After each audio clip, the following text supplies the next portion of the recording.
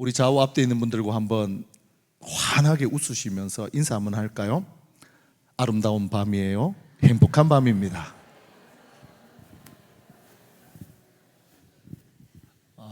네. 분위기가 한층 좋아진 것 같아요.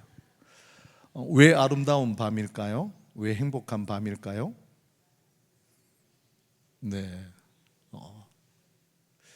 아름다운 밤인 이유는요, 하나님의 거룩한 영광이 이곳에 임하기 때문입니다. 또 그 하나님 주시는 은혜가 넘치니까 행복하지 않겠습니까? 자, 그 마음으로 다시 한번 활짝 웃으시면서 아름다운 밤이에요.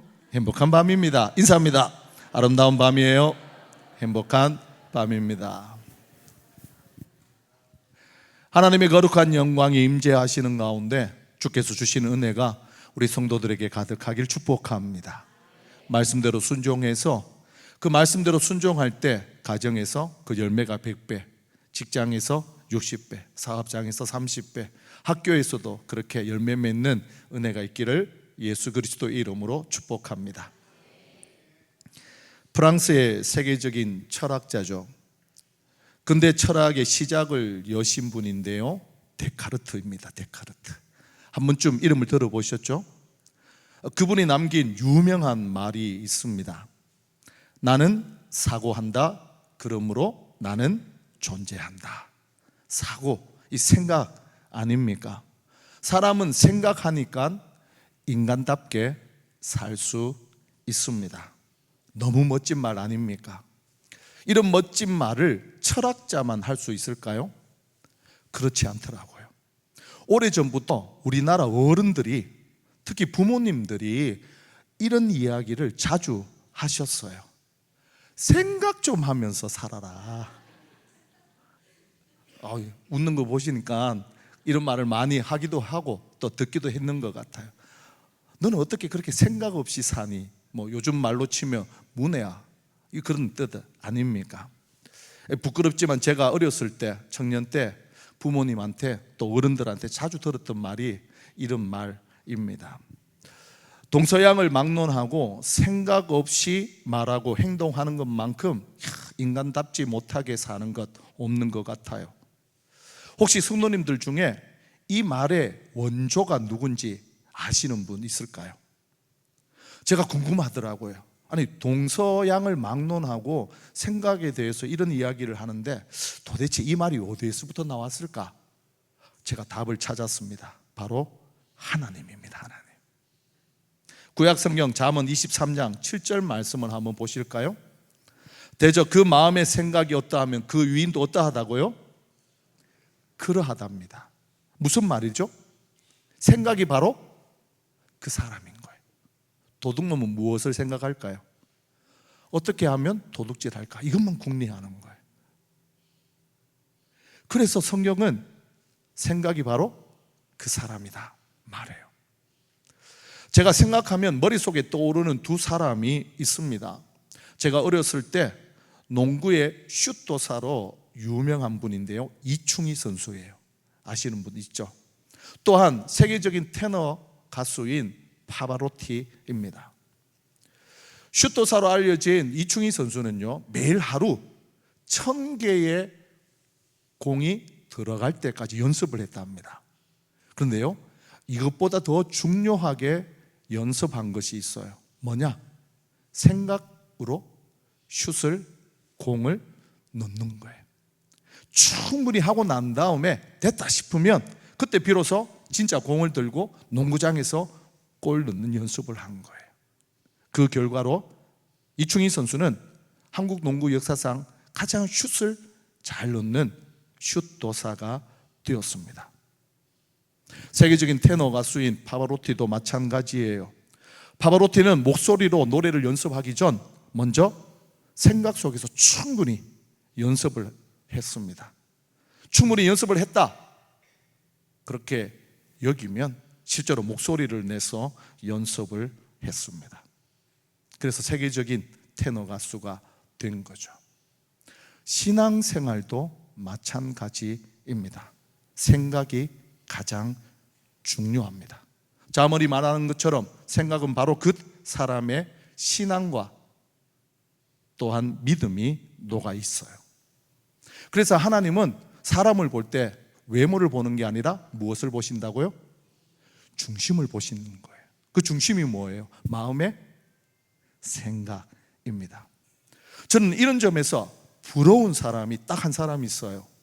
누구냐? 구약 성경에 나오는 다윗입니다. 다윗. 사도행전 13장에 보니까 하나님께서 다윗을 처음 만났을 때 느꼈던 감동을 기록했어요. 이새의 아들 다윗을 만나니 야, 너 내 마음에 쏙 든다. 내가 너를 통해 내가 하고자 하는 모든 일을 다 이루겠다. 아니 도대체 하나님께서 다윗의 무엇을 보셨기에 마음에 쏙 들어주셨을까요? 그건 바로 다윗의 생각이에요. 생각. 자, 여기서 궁금하지 않으세요?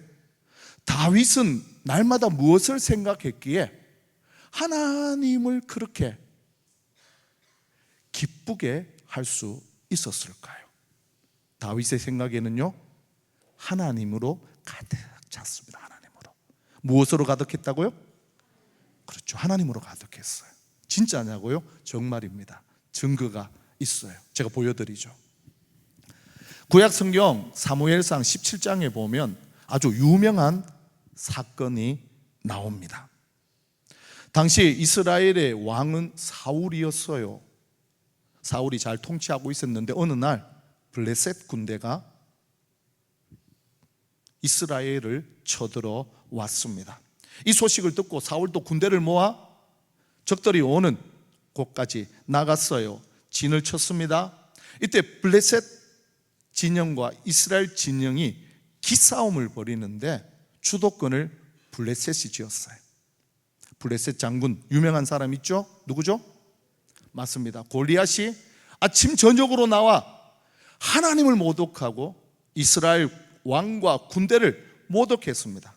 그 큰 키에 우렁찬 소리에 이스라엘 군대가 기가 죽은 겁니다.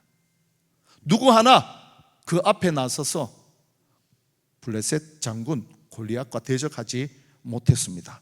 그러다가 누가 등장하죠? 어린 소년 다윗이 그 전쟁터에 옵니다. 물론 아버지의 심부름으로 왔어요. 와서 보니까 너무 기가 찬 거예요. 할례 받지 못한 이방인 블레셋 장군 골리앗이 하나님을 모독하는데 더 가관인 것은 이스라엘 군인 중 누구 하나 그 앞에서 용감하게 맞서지 못했습니다. 그때 다윗은요, 양손에 돌 5개를 들고 골리앗을 향해 달려갑니다. 나가면서 아주 유명한 말을 하죠. 너는 칼과 단창으로 내게 나오거니와 나는 만군의 여호와의 이름, 곧 내가 모욕하는 군대의 이스라엘 군대의 하나님의 이름으로 너에게 나가겠다. 그리고는 돌을 던집니다. 누가 던졌죠? 네? 다윗 아닙니다. 다윗이 던진 게 아니에요. 누가 던졌을까요? 하나님 아닙니다. 누가 던졌을까요? 다윗과 하나님이 같이 던졌어요. 그러니까 골리앗이 피하지 못하고 그 돌에 맞아 그 자리에서 즉사했습니다. 이때 사울이 이스라엘을 다스리고 있어서 왕정 시대라고 생각할 수 있는데요, 아니에요. 여전히 사사기 시대가 이어지고 있었습니다. 사사기 시대의 특징 잘 아시죠? 자기 소견에 옳은 대로 행하는 시대였어요. 누구 하나 하나님의 이름이 땅에 떨어졌는데 그걸 귀하게 여기지 않았어요. 그런데 어린 꼬마, 많게는 17, 적게 보는 학자는 13살까지 보는 학자도 있어요. 그 꼬마의 마음에 하나님으로 가득하니까, 자기가 그렇게 높이고 찬양하고 싶은 하나님이 모독을 받으니까 견디지 못한 겁니다. 피가 거꾸로 솟은 거예요. 그래서 돌 들고 나간 겁니다. 하나님이 다윗의 이 마음을 보시고 너무 좋아하셨다. 그래서 하나님께서 다윗에게 주신 복이 있어요. 그 복이 뭐냐? 이 복입니다. 이 복이 뭘까요? 하나님 손에 잡히는 대로 다 주신 것, 그게 바로 다윗이 하나님께 받은 복이에요. 생각해 보세요. 다윗의 생각 속에 하나님으로 가득 차 있으니까 하나님이 무엇을 아끼겠습니까? 저는 오늘 이 밤 주님의 교회 수원 동부와 우리 성도님들을 축복합니다. 성도님들의 생각 속에 다윗처럼 하나님으로 꽉 차기를 축복합니다. 그래서 하나님도 우리를 보시고, 야, 정말 너 내 마음에 쏙 든다. 내가 너를 통해 내가 하고 싶은 모든 일을 다 이루겠다. 손에 잡히시는 대로 복 주시는 은혜가 있기를 축복합니다. 생각이 얼마나 중요한지 아시겠죠? 자, 생각이 중요한 걸 하나님도 아시고 우리도 알잖아요. 그런데요, 이걸 우리보다 더 기가 막히게 잘 아는 존재가 있어요. 누굴까요? 맞습니다. 사단입니다. 사단은요, 한 사람을 무너뜨리기 위해 제일 먼저 공격하는 곳이 있어요. 바로 마음의 생각입니다. 이것과 관련해서 정말 읽고 싶지도 않고 보고 싶지도 않는 하나님의 말씀이 하나 있어요.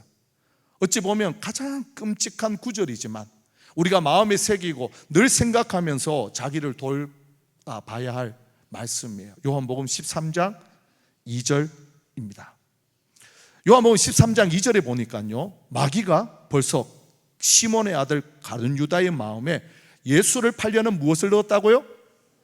생각을 넣었어요. 행동을 넣은 게 아니에요. 그렇게 행동을 하라가 아니라 예수를 팔려는 생각을 넣었어요.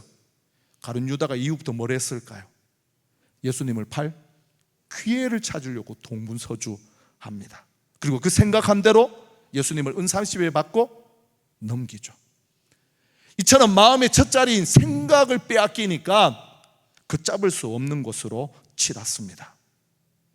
오늘 이 밤 우리 성도님들에게 묻고 싶어요.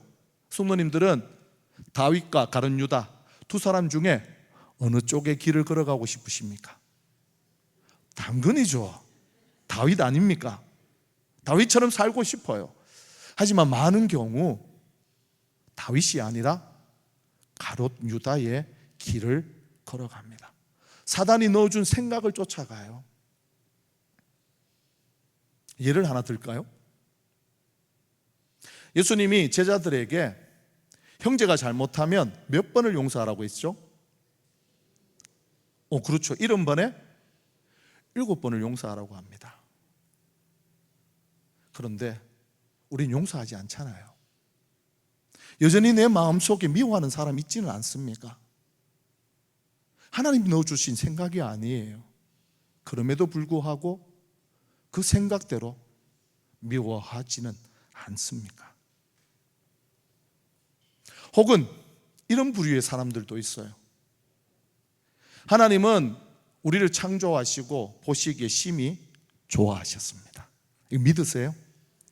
그리스도 예수 안에 있으면 우리는 모두 다 새로운 피조물이에요.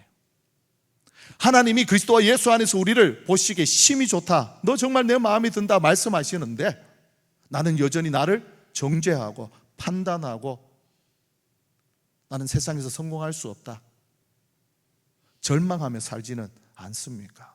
이 마귀가 주는 생각이거든요. 행복한 사람들의 축제를 앞두고 전도와 영적 전쟁 집회를 하고 있잖아요. 전도하다 보면 정말 별의별 사람들을 다 만납니다. 올 것 같이 철석같이 약속을 하는데 그날 딱 되면 딴 약속이 생긴 거예요. 그때 우리 마음속에 어떤 생각이 드느냐? 아이고, 하나님이 택한 백성이 아니구나, 포기하는 마음이 생겨요. 사실 그렇지 않거든요. 이처럼 우리는 너무 쉽게 사단이 주는 생각을 쫓아 가롯 유다처럼 살 때가 많습니다. 목사인 저도 역시 결코 예외가 아닙니다. 지난 수요일 아침이었어요. 제가 차를 몰고 1차선을 운전을 하다가 우회전을 하기 위해 2차선으로 들어오는 길이었어요. 근데 갑자기 뒤에서 빵 하고 소리가 아이고 하늘이 무너질 것 같은 소리가 들리더라고요. 깜짝 놀랐어요. 요즘 도로의 그 제한 속도가 몇 킬로인지 잘 아시죠? 그렇죠, 50킬로입니다. 제가 보기엔 한 100킬로 온 것 같아요. 아니 갑자기 보이지 않았거든요. 우회전할 때 깜빡이를 켤 때 보잖아요. 없었단 말이에요. 그래서 천천히 들어가는데 소리가 들린 겁니다.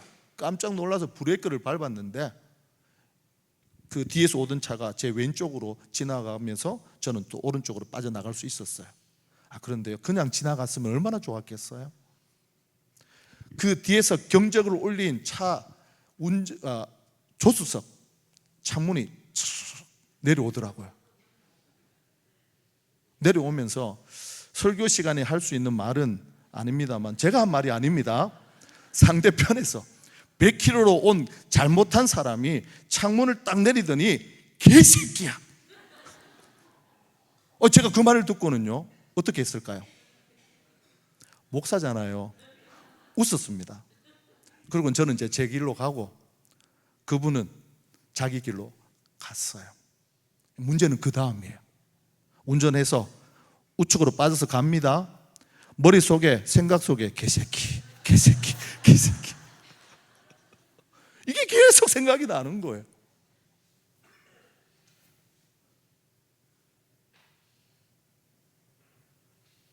(5분) (10분) 생각이 생각을 물고 생각을 하는데 기분이 나빠지면서 화가 나더라고요.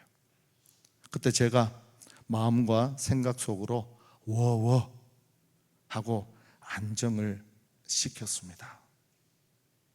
목사라는 감투를 쓰고 있지만 저 역시 약한 인간에 불과해요. 아닌 건 아는데 마귀가 주는 생각에 빠져 그렇게 한참을 헤매는 겁니다. 자, 그럼 어떻게 생각의 첫 자리를 잘 지켜서 하나님 마음에 쏙 드는 다윗처럼 살 수 있을까요? 어떻게 하면 마귀가 주는 생각을 이기고 가룟 유다처럼 살지 않고 우리가 승리할 수 있을까요? 그 방법이 히브리서 3장 1절에 나옵니다. 히브리서를 기록한 히브리서 기자가 3장 1절에서 이렇게 외칩니다. 예수를 깊이 생각하라. 같이 한번 따라 할까요? 예수를 깊이 생각하자. 예수를 깊이 생각할 때 우리의 마음과 생각을 지키고요, 동시에 마귀가 주는 생각을 떨쳐낼 수 있습니다. 중요한 건 우리가 예수를 깊이 생각하는데 어떤 예수를 깊이 생각해야 하느냐? 히브리서 기자는 두 가지를 우리에게 도전합니다. 바로 우리의 사도시며 대제사장이신 예수를 깊이 생각하라. 먼저 우리가 깊이 생각할 예수님은 사도입니다. 사실 사도라는 단어는 우리 피부에 크게 와닿지 않아요. 우리 피부에 와닿는 사도의 헬라어 뜻은 오늘날로 번역하면 대사입니다. 대사. 헬라어 뜻이 무엇이라고요? 대사예요. 대사가 어떤 사람이죠? 나라를 대표하고 대통령을 대신하는 사람 아닙니까? 이런 대사가 하는 일은 크게 두 가지예요. 외국에서 자국의 이익을 먼저 찾고 자국민을 외국에서 보호하는 일입니다. 예를 들어 대한민국 대통령이 미국, 호주, 뉴질랜드, 프랑스 이런 곳에 대사를 보냅니다. 그곳에서 한국을 대표하고 대통령을 대신해서 대한민국의 이익을 추구하고요, 그곳에 있는 대한민국 국민을 보호하라는 임무를 맡겼어요. 왜 영화를 보면 그런 장면이 나오잖아요. 외국에 나갔는데 강도에게 쫓길 때 어디로 뛰어가면 됩니까? 대사관 안으로 쏙 들어가잖아요. 그러면 더 이상 강도가 쫓아오지 않아요. 그 이유는요, 그 대사관은 바로 외국에 있지만 대한민국 영토이기 때문입니다. 할렐루야. 대사이신 예수님도 마찬가지예요. 예수님은요, 하나님이 하나님 나라를 대표하고 하나님 아버지를 대신해서 이 땅 위에 보내신 하나님 나라의 대사입니다. 예수님 역시 마찬가지로 이 땅에 오셔서 하시는 일이 뭐냐? 하나님 나라의 유익을 먼저 구하시고요, 하나님 나라의 백성을 보호하고 전적으로 책임지시는 일을 하셨어요. 이것을 잘 보여주는 성경 말씀이 있는데요, 마태복음 4장 23절로부터 24절에 그 모습이 나옵니다. 한번 보시죠. 예수께서 온 갈릴리에 두루다니사 그들의 회당에서 무엇을 하셨다고요? 가르치시며 천국 복음을 백성 중에 모든 벽과 모든 약한 것을 고치시니 그의 소문이 온 수리아에 퍼진지라. 사람들이 모든 앓는 자 곧 각종 병에 걸려서 고통당하는 자, 귀신 들린 자, 간질하는 자, 중풍병자를 데려오니 그들을 다, 할렐루야. 자, 25절 우리 같이 한번 읽을까요? 갈릴리와 데가볼리와 예루살렘과 유다와 요단강 건너편에서 수많은 무리가, 자, 예수님 보세요. 하나님 나라의 대사로 하늘에서 이 땅에 오셨잖아요. 그분이 하신 일은 크게 세 가지예요. 하나님 나라를 가르치시고, 하나님 나라를 전파하시고, 하나님의 권능으로 사람들의 수많은 약한 것들과 병들을 고치셨습니다. 할렐루야. 그러니까요, 예수님이 가는 곳곳마다 누가 따라다녔다고요? 수많은 무리들, 주님을 쫓아갔어요. 주님은 그들을 다 먹이시고 입히시고 보호하셨습니다.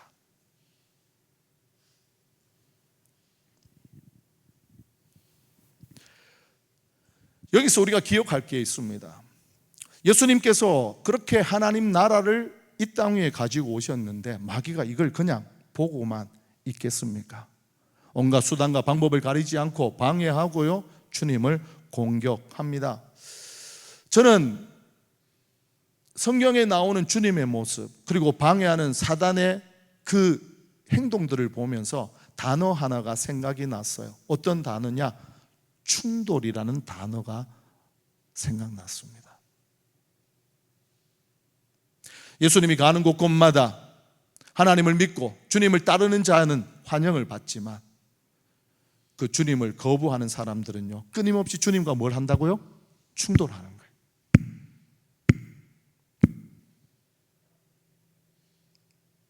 그렇게 충돌하시면서 예수님은 이 땅 위에 하나님 나라를 세워 가셨고 그 하나님 나라에 들어오는 하나님의 백성을 보호하셨습니다. 제가 성경에서 아주 극적 이야기가 있어 한번 소개할게요. 마가복음 9장에 보니까요, 집에 가셔서 한번 읽어보세요. 한 아버지와 귀신 들린 아들이 나옵니다. 아버지는 귀신 들린 아들을 볼 때마다 마음이 무너집니다. 이 귀신이 아들을 사로잡잖아요. 그러면 장소를 갖지 않고 그 아이를 거꾸로뜨립니다. 입에서 거품을 흘리고요, 이를 갈면서 숨이 넘어갈 듯해요. 불이 있어도 물이 있어도 상관하지 않고 뛰어들게 만들었습니다. 이런 모습을 보는 아버지의 심정 무너지지 않겠습니까? 그러다가 예수님에 관해 이야기를 들었어요. 소문을 들었습니다. 주님을 찾아왔네요. 그런데 가는 날이 장날이라고 왔더니만 주님이 계시지 않는 겁니다. 예수님은 그때 베드로, 야고보, 요한을 데리고 산에 올라가신 거예요. 산 밑에는 9명의 제자들만 남았습니다.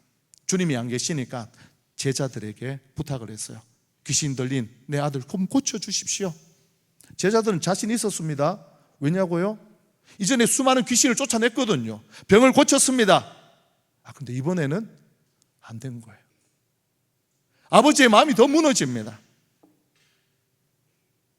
그런 와중에 예수님께서 산에서 내려오셨어요. 이 모든 것을 보셨습니다. 그리고 귀신을 쫓아냅니다. 마가복음 9장 25절로부터 27절 말씀을 한번 보시죠. 예수께서 무리가 달려와 모이는 것을 보시고 그 들어온 귀신을 어떻게 했다고요? 꾸짖어 이르시되 말 못하고 못 듣는 귀신아, 내가 네게 명하노니 그 아이에게서 나오고 다시 들어가지 말라 하시니 귀신이 소리 지르며 아이로 심히 경련하게 경련을 일으키게 하고 나가니 그 아이가 죽음같이 되어 많은 사람이 말하기를 죽었다 하나. 27절 함께 읽습니다. 예수께서 그 손을 잡아 일으키시니 할렐루야. 보셔요. 어느 누구도 제어하지 못한 귀신, 악한 세력 아닙니까? 하지만 주님과 딱 충돌하니까 누가 부서져요? 사단이 부서진 거예요. 그리고는요, 주님은 하나님 나라의 백성을 보호하시고 안정케 하셨습니다. 자, 기억해야 할 건 이런 하나님 나라와 세상이 나라, 마귀의 나라는 지금도 여전히 충돌하고 있습니다. 그래서 오늘 밤 우리는 전도와 영적 전쟁이라는 주제를 가지고 이 밤에 예배하고 있어요. 영적 전쟁이 가장 치열하게 벌어지는 곳이 바로 전도의 현장이니까요.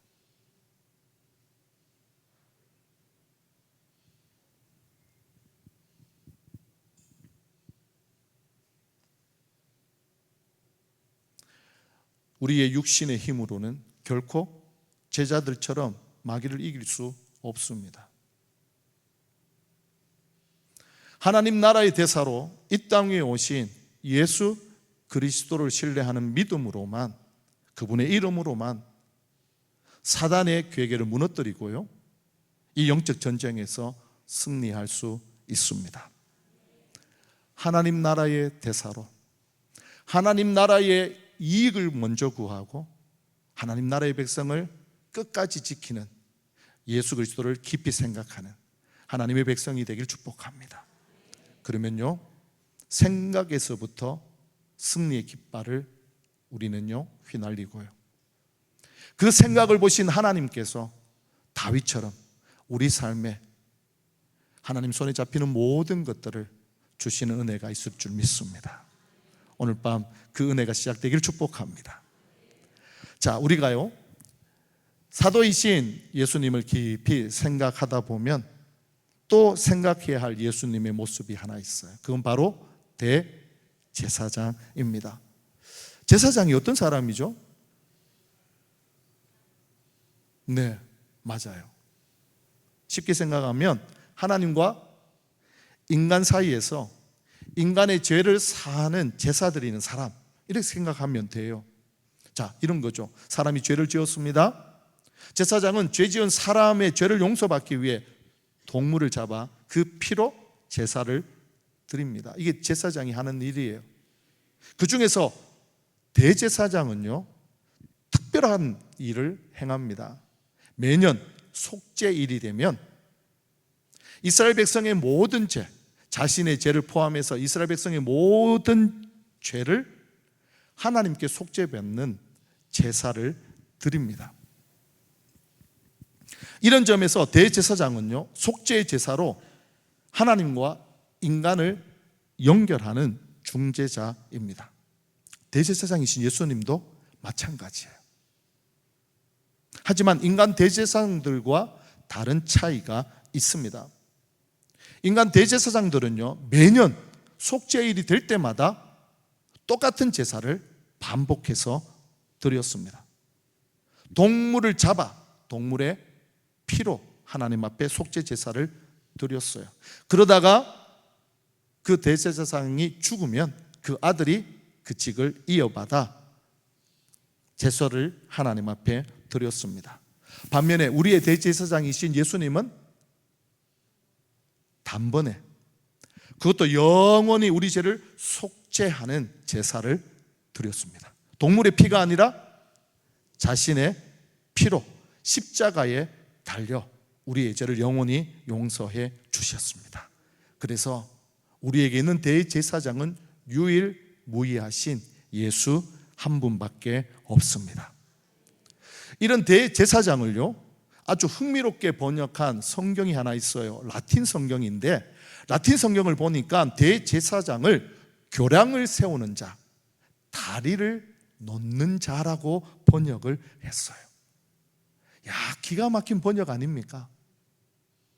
하나님과 우리 사이에 죄로 인해서 갈 수 있는 길이 막혔어요. 무너졌어요. 갈 수도 올 수도 없었습니다. 그런데 주님께서 친히 자신의 몸과 피로 다리를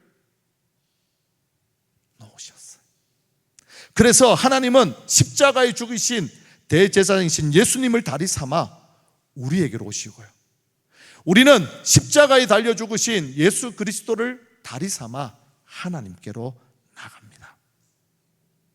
오늘 밤 이곳에 오신 성도님들 중에 혹 십자가를 생각하면서 십자가는 고통이다, 죽음이다, 실패다, 그렇게만 생각하는 분 혹시 있을까요? 그렇지 않습니다. 오늘부터 그런 분이 있다면 생각을 바꾸세요. 십자가는 하나님과 우리 사이에 놓인, 오고 갈 수 있는 유일한 교량 다리입니다. 예수께서 대제사장으로 그 다리를 친히 놓아 주셨어요. 또한 십자가는 승리의 상징이자 예수 그리스도께서 영광을 받으신 자리요, 하나님 아버지께 영광을 돌리는 자리입니다. 예수님께서 요한복음 17장 1절에서 하나님 앞에 이렇게 기도합니다. 기도 내용을 한번 들어보시겠어요?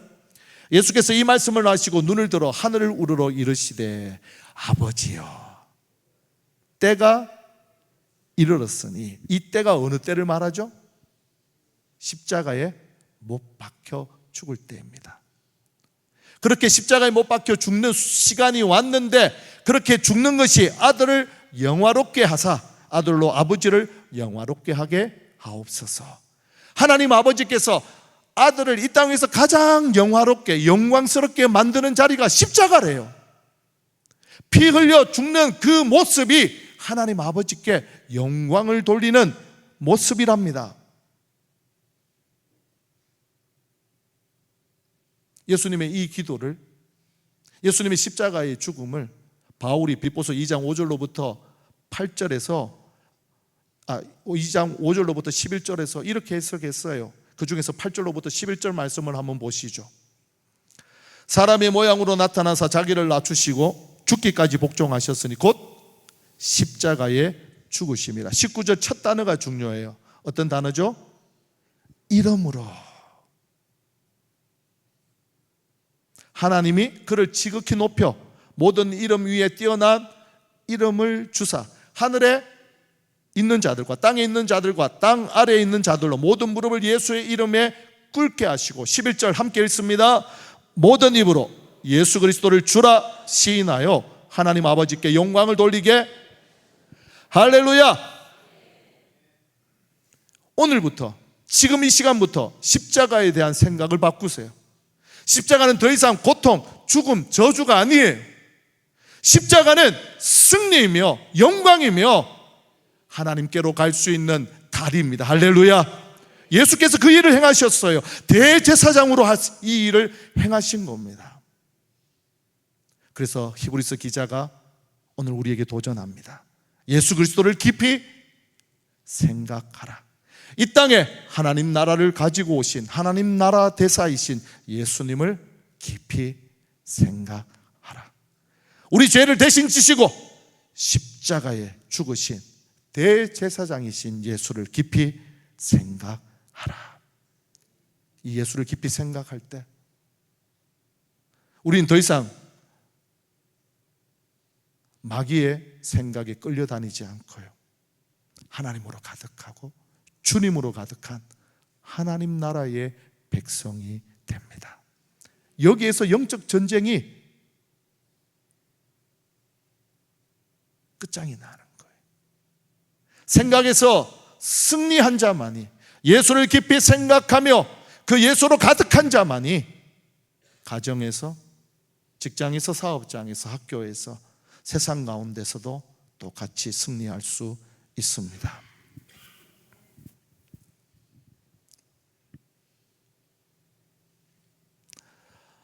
복음을 전하다 보면 참 여러 가지 어려움을 많이 만납니다. 듣지 않는 사람도 있지만 이 시대에 복음을 전하기 위해서 노방전도를 나가거나 또 가까운 가족, 친척, 그리고 직장의 동료들에게 가서 복음을 전하면 듣지도 않을 뿐만 아니라 거부하는 모습들이 너무 많이 있습니다. 그럴 때마다 우리는 낙심할 것이 아니에요. 세상은 원래 그래요. 예수를 거부했고 할 수만 있다면 복음을 듣지 않으려고 합니다.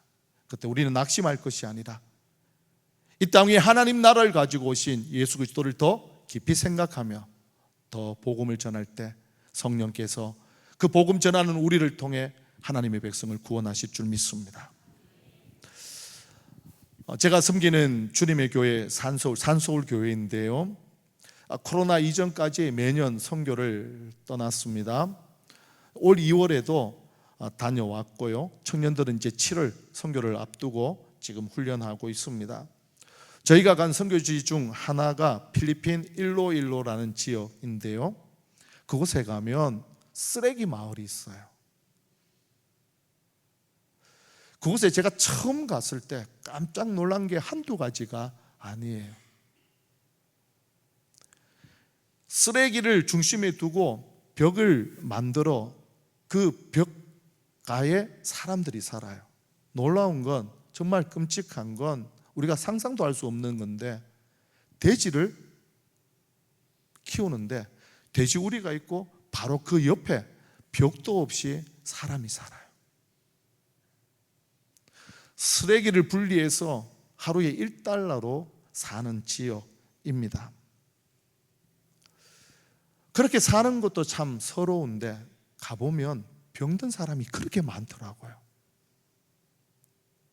저희가 처음 선교를 그곳에 갔었을 때 그 마을에 복음을 전하러 갔습니다. 가서 봤던 분 중에 한 분이 아이만 3명이 있고 중풍병에 걸려서 움직이지 못하는 아버지를 만났습니다.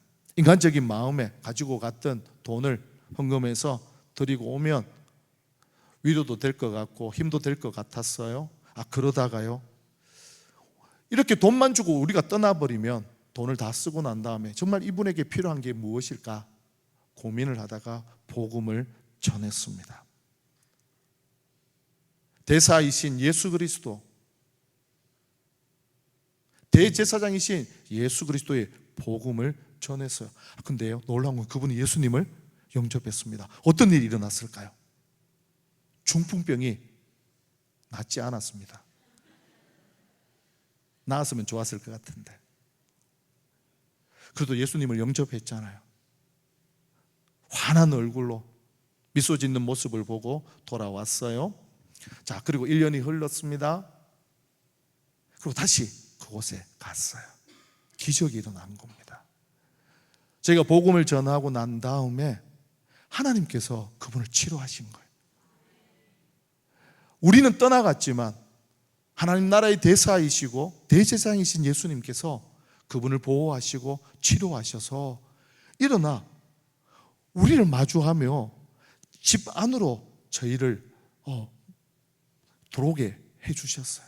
그래서 그곳에서 찬양하고 기뻐하면서 하나님 앞에 영광을 돌렸습니다. 주변을 돌아보면 예수님을 믿는 사람 중에서도 어려움을 당한 사람들이 많이 있어요.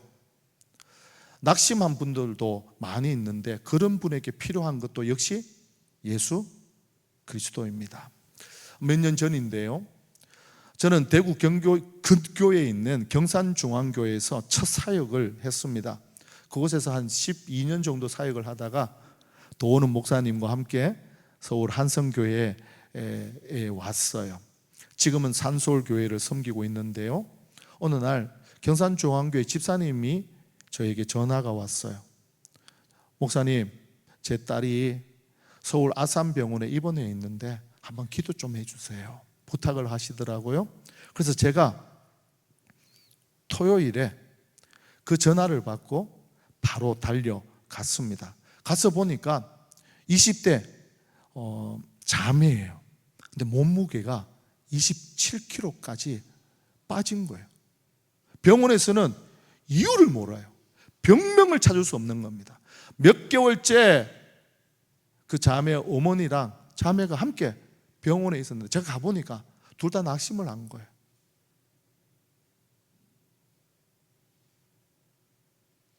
제가 그 모습을 보면서 무엇을 했을까요? 예수님을 자랑했죠. 예수님을 전했죠. 그 청년 자매 이름이 시은입니다. 시은아, 너 예수님을 믿어야 한다. 너 예수님을 영접해야 돼. 그러면서 사도이신 예수님, 대제사장이신 예수님의 복음을 전했습니다. 그랬더니요, 이 아이가 예수님을 영접한 거예요. 얼굴이 환해졌습니다. 어떻게 됐을까요? 병이 나았으면 좋았을 건데 여전히 병원에 입원해 있었어요. 저는 그렇게 복음을 전하고 돌아왔는데요, 며칠이 못 가서 몸무게가 회복되기 시작한 겁니다. 저는 복음을 전하고 낫는 모습을 보지 못하고 돌아왔지만 대사이시고 대제사장이신 예수님은 자기 백성을 그곳에서 보호하신 거예요. 몇 주가 안 돼서 몸무게가 회복이 되었고 다시 경산으로 내려갔습니다. 제가 지난달이었죠, 전화를 했습니다. 시은이는 좀 어떻습니까? 너무너무 잘 산대요. 할렐루야. 이런 일은요, 수도 없이 많습니다. 지난달이었어요. 60대 초반에 성도님이신데 신앙생활을 너무 멋지게 잘하시는 분이었어요. 그러다가 이분이 안타깝게도 우울증에 걸린 거예요. 약도 드신답니다. 그 소식을 듣고 너무 마음이 아파서 아내와 함께 신방을 갔어요. 신방에 갔더니만 요한계시록 책을 가지고 와서 목사님 이거 한번 보세요 하면서 보여주더라고요. 요한계시록에 관심이 많더라고요. 그래서 제가 성경을 펴서 좀 설명하고 누구를 자랑했을까요? 사도이시며 대제사장이신 예수님을 자랑했습니다. 1시간 가까이. 그랬더니요, 옆에 있던 아내가 그 성도님의 얼굴을 보면서 성도님 얼굴빛이 환해졌어요 하면서 회복이 된 겁니다. 그래서 이틀 전에 전화를 한번 드렸죠. 어떻게 지내시냐고. 건강이 많이 회복됐답니다. 자, 보세요. 쓰레기 마을에서 죽지 못해 사는 생명이었어요. 누가 그 사람을 그 절망의 자리에서 이렇게 세울 수 있었을까요? 대한민국 최고의 병원에서 진단을 했는데 병명을 찾지 못했습니다. 병원에서 씨름씨름 앓다가 절망의 나라까지 떨어졌어요. 그 청년을 누가 일으킬 수 있을까요? 지금까지 하나님 한 분 바라보며 신앙생활을 60평생 달려온 분이에요. 그런데도 우울증이 왔단 말이에요. 누가 위로해주고 누가 그분을 다시 일으켜 세울 수 있을까요? 우리의 대사이시며 대제사장이신 예수님밖에 없습니다. 그 예수님이 바로 우리의 대사입니다. 우리의 대제사장이십니다. 그분이 우리를 보호하시고 우리의 영혼을 영원까지 인도하시는 우리의 구주입니다. 그렇게 주님을 믿고 주님을 깊이 생각할 때 우리는 영혼을 구원하는 하나님의 도구가 될 뿐만 아니라 우리 삶에 필요한 모든 것을 채워주시는 하나님의 은혜도 경험할 수 있습니다. 저희 가족 이야기를 하나 할까요? 저는 아내가 한 명이에요. 왜 웃으신가요? 이상하신가요? 네. 아들이 2명 있는데요, 둘째가 민열이라는 아이입니다. 민족과 열방에 가서 복음을 전해라, 그런 뜻으로 제가 지었거든요. 지난 12월 미국에 있는 칼빈 대학교를 졸업했어요. 이 아이의 꿈이 물리치료사입니다. 미국에서 물리치료사가 되려면 학부에서 선수 과목을 공부해야 하는데요, 그 후에 대학원에서 물리치료학 박사과정을 졸업해야 합니다. 자, 졸업을 했으니까 원서를 냈겠죠? 어떻게 됐을까요? 한 10군데 냈는데 다 떨어졌네요. 여기서 멈출 수 없다 싶어서 또 다른 곳에 원서를 냈습니다. 그러다가요, 한 곳에서 인터뷰 요청이 온 거예요. 그러니까 인터뷰가 왔다라는 것은 원서가 통과가 됐다라는 거예요. 그래서 이 아이가 인터뷰를 했습니다. 그런데 인터뷰를 하고 난 다음에 떨어진 걸 직감했어요. 인터뷰를 못 본 겁니다. 아니라 다를까 또 메일이 왔습니다. 우리 학교는 당신을 받아들일 수 없습니다. 감사합니다. 그 후에도요, 필요한 대학, 또 가고 싶은 대학에 끊임없이 원서를 보냈어요. 그러다가 지난 3월 2일 한 학교에서 다시 인터뷰 요청이 왔습니다. 이번에는요, 인터뷰를 잘 봤어요. 어떻게 되었을까요? 연락이 없었습니다.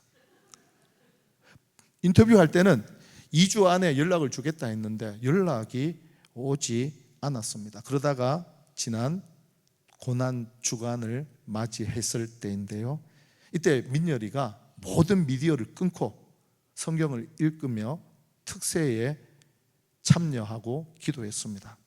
고난주간 첫날 월요일에 큰 은혜를 받았어요. 그 받은 은혜 이야기를 제게 들려주더라고요.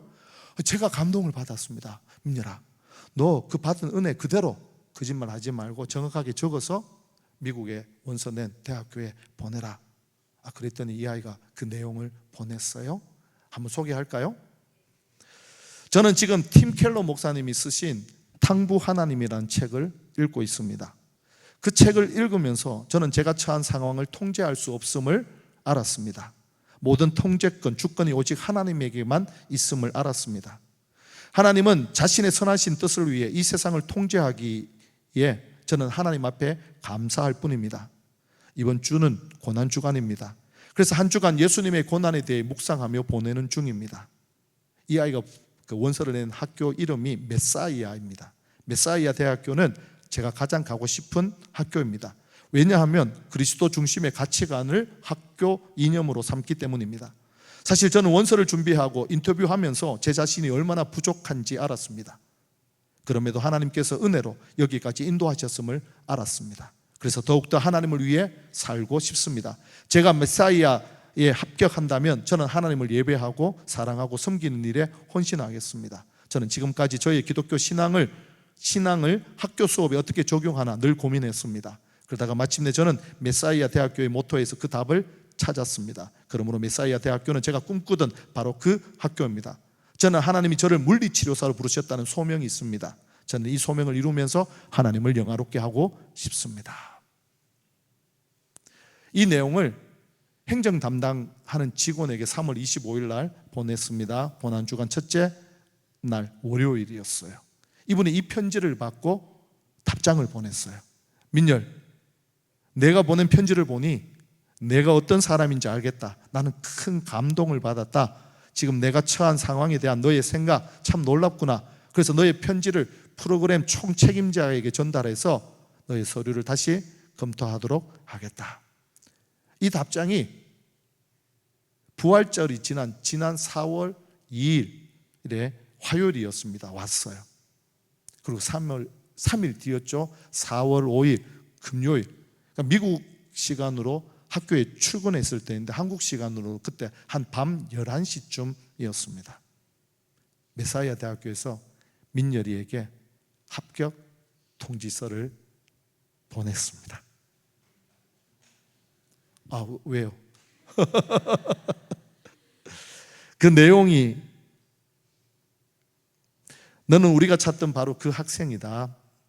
우리 학교 물리치료학 박사과정에 너를 환영한다.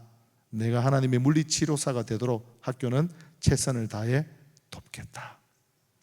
아내가 이 편지를 먼저 발견한 거예요. 이메일로. 그러면서 저를 불러서 여보, 민열이가 합격했어. 제가 그 말을 듣고 울었어요. 밤새 잠을 못 잤어요. 사실 미국의 물리치료사 대학원 과정은요, 미국 의대 의과대학 과정과 맞먹어요. 성적이 95점 이상이 되어야 해요. 근데 우리 아이의 점수가 한 85점 정도밖에 안 되거든요. 합격할 수 없었던 거예요. 그런데 하나님이 은혜를 베푸신 거예요. 이 아이가 20대 중반에 혈기 있는 청년으로 모든 미디어를 끊고 예수님만 생각하고 그분께 올인하며 기도한다는 거 쉽지 않습니다. 근데 주님이 이 아이의 믿음을 보신 거예요. 그 생각을 보신 거예요. 그러자 주님께서는 손에 잡힌 대학원 합격을 선물로 주신 겁니다. 예수를 깊이 생각한다는 건 우리의 신앙과 믿음이 오직 예수님께 있다라는 우리의 신앙 고백입니다. 우리의 생각이 사도이시며 대제사장이신 예수님으로 꽉 찰 때 하나님은 그 믿음을 보시고 우리를 구원하실 뿐만 아니라 우리를 통해 또 다른 영혼을 구원하는 하나님 나라의 일꾼으로 우리를 세우십니다. 그렇게 우리가 살아갈 때 하나님은 날마다 때마다 시마다 분마다 초마다 도우시는 돕는 은혜로 우리의 삶을 풍성케 채워주십니다. 오늘 밤 예수 그리스도를 깊이 생각하자 결단하시고 날마다 사도이시며 대제사장이신 예수를 깊이 생각하기를 축복합니다. 이 말씀대로 가정에서, 직장에서, 사업장에서, 학교에서 어려움을 당할 때마다 예수 그리스도를 깊이 생각하세요. 그분은 우리의 죄를 영원히 사하시고 구원하신 주님이십니다. 또한 때를 따라 돕는 은혜를 베푸시는 은혜의 주님이십니다. 그래서 주님의 교회 수원 동부로와 함께 행복한 사람들의 축제를 통해 믿지 않는 사람들이 이곳에 와 복음 듣고 예수 믿는 역사가 일어나고요, 우리 성도들의 가정에는 사도이시며 대제사장이신 예수님이 채우시는 기적으로 가득한 손에 잡힌 대로 복을 주시는 이 시대의 다윗들 되기를 주 예수 그리스도의 이름으로 축복합니다. 자, 말씀을 생각하시면서요, 우리 앞에 불렀던 찬양 내 마음의 한 자리 찬양하고 기도하려고 합니다.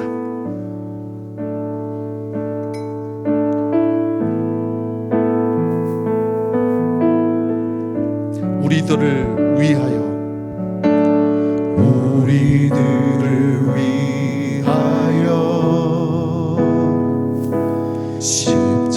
십자가에 못 박혀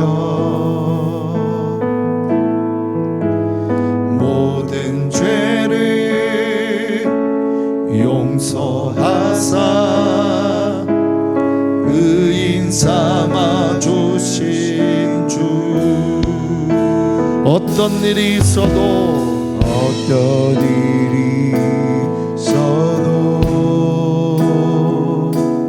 나를 버리지 않고 죽기까지 사랑하신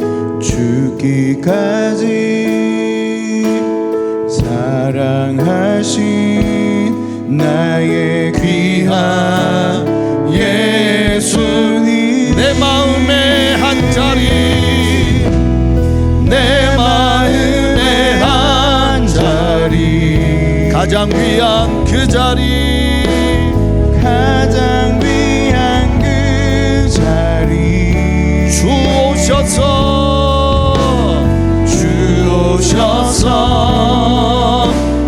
앉으소서.